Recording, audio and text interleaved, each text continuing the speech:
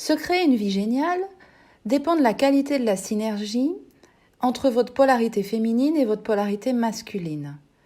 Quand ces deux polarités sont en déséquilibre, le processus est générateur de souffrance émotionnelle, mais également, comme nous l'avons vu précédemment, de douleurs physiques. C'est ce que j'appelle la créativité négative, génératrice de souffrance. Contrairement à la créativité positive, où affect et élan sont équilibrés, là la synergie est parfaite entre les ressentis et les actions. Comme nous avons vu précédemment le vide de masculin, le second cas de figure dont je souhaite vous parler dans les déséquilibres des polarités est le vide du féminin. Regardez votre écran. Une personne en vide de féminin pourrait se présenter comme cela.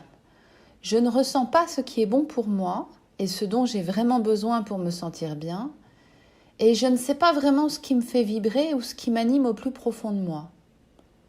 Il existe un vide de féminin. Comme cette personne ne ressent pas ce qui est vraiment bon pour elle, ce qu'elle aime vraiment bien, et ce qui la fait vibrer, ce qui a du sens pour elle en particulier, la seule solution qu'elle a pour avancer dans la vie est de se conformer à ce qui se fait ailleurs. Ces personnes peinent à se donner ce qui est bon pour elles, mais elles vont chercher à se donner ce qui est tendance, ce qui semble marcher pour les autres, ce qui semble se faire de mieux en ce moment, ce qui paraît politiquement correct, ce qui correspond aux valeurs de leur plan, ce qui correspond à ce qu'elles pensent être bien ou mal. C'est ce qu'on appelle suivre l'idéal Hollywood ou Disney. Ces personnes cherchent à suivre le cliché idéal qu'elles ont en tête, et tant qu'elles ne l'ont pas atteint, elles ne sont pas pleinement heureuses. Si la vie leur retire cela, elles se sentent foutues, sans rien, inexistantes, car elles ne rentrent plus dans l'idéal qu'elles ont projeté pour être bien dans leur vie. Comme elles sont totalement déconnectées de leurs ressentis profonds, perdent ce qui leur donne le sentiment d'exister, les place dans un vide soudain, car elles n'ont plus rien à percevoir. Ce sont des personnes qui sont finalement assez rigides, car elles ne se basent que sur le leitmotiv « je laisse mon intériorité être influencée par tout ce qui paraît cool et à faire ». Dans l'exemple précédent, en vide de masculin, le perché est détaché de son corps et de la matière. Ici, l'individu en vide de féminin est juste là, dans son physique, coupé de son état émotionnel. Il peut évidemment ressentir des émotions, de la colère, mais c'est sous l'élan de son masculin qui cherche à convaincre. Ce sont des jusqu'au-boutistes de « j'ai raison ». Cette colère est là parce que cela ne va pas dans leur sens, parce qu'ils n'ont pas raison, ou parce qu'on ne leur donne pas ce qu'ils veulent, parce qu'ils n'arrivent pas à obtenir ce qui correspond à leur idéal. Mais en aucun cas, leurs émotions viennent du plus profond d'eux et de qui ils sont à l'intérieur, car ils n'ont jamais connecté qui ils sont. Ils savent dire « ça j'aime, ça je n'aime pas, ça je veux, ça je ne veux pas ». Ils vont être en recherche d'activités plaisantes, de plaisir immédiat, de fun, mais ils sont incapables de se poser seuls dans la solitude à méditer sur ce qu'ils ressentent, sur ce qui vit au fond d'eux-mêmes.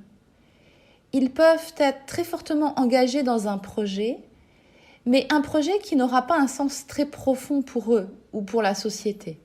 Ils vont surtout être focus sur ce que le projet, une fois abouti, va leur apporter comme pouvoir, comme bénéfice, comme reconnaissance.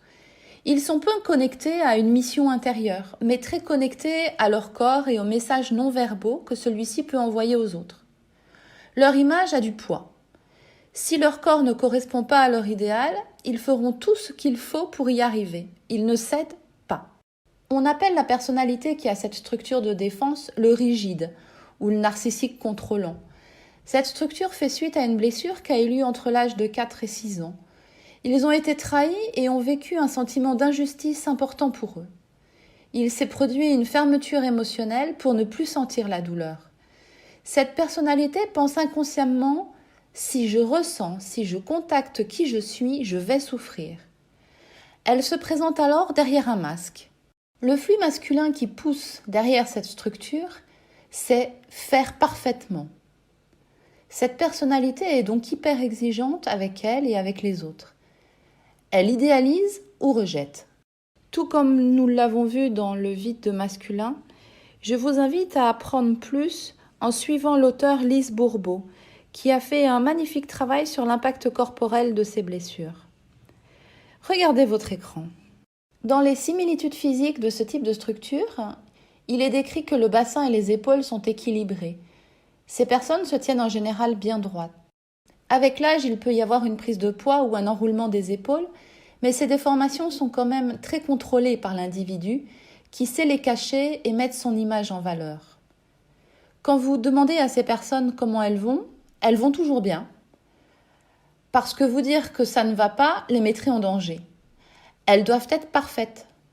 Ce sont Madame et Monsieur Parfait, qui vont tellement bien qu'ils poussent beaucoup leurs limites. Aussi, quand le corps lâche, c'est d'un coup. Épuisement général, burn-out, grosse dépression ou problème articulaire avancé. C'est une structure rigide avec un flux masculin, donc vivant une crispation générale avec en permanence une imprégnation d'adrénaline dans leur corps. Vous comprenez maintenant à quel point leurs chaînes musculaires sont sous tension et leurs articulations sous pression. Cette peur de ressentir peut être détournée par l'envie pour ces personnes de ressentir des sensations fortes qui vont également doper leur sentiment de valeur personnelle, leur image. Ces personnes ont également peur de se sentir vulnérables émotionnellement. C'est pourquoi elles se montrent toujours fortes. Elles ont également peur de perdre le contrôle de la situation, ce qui les pousse toujours à chercher à argumenter pour ne pas perdre pied, ne pas perdre face et avoir raison. Même si les conflits s'éternisent, elles ne lâchent pas, car elles ne peuvent pas ne pas avoir raison. Elles ont peur d'être de nouveau trahies, ce qui les met toujours sur la réserve. Elles ne donnent jamais tout. Elles donnent soit leur sexe, soit leur cœur, mais rarement les deux à la fois. Dans la phase de séduction, ce sont toujours Madame et Monsieur Parfait, donc ils seront les amants idéaux.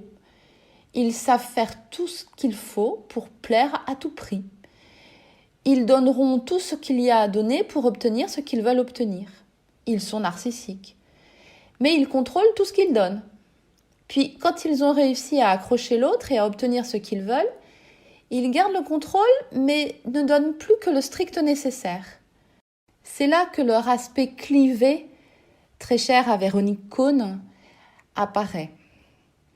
Ils peuvent perdre tout intérêt pour les relations sexuelles avec leur partenaire, mais toujours lui donner leur cœur.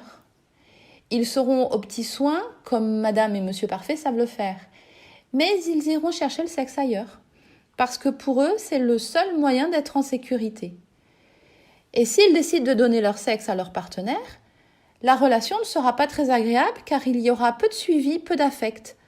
Ce n'est pas du tout par méchanceté, ils ne s'en aperçoivent même pas. Ces personnes ne savent pas faire autrement.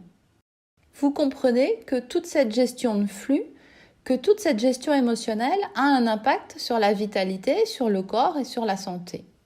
Si cette vidéo vous a plu, n'oubliez pas de liker et abonnez-vous à ma chaîne pour recevoir les prochaines vidéos.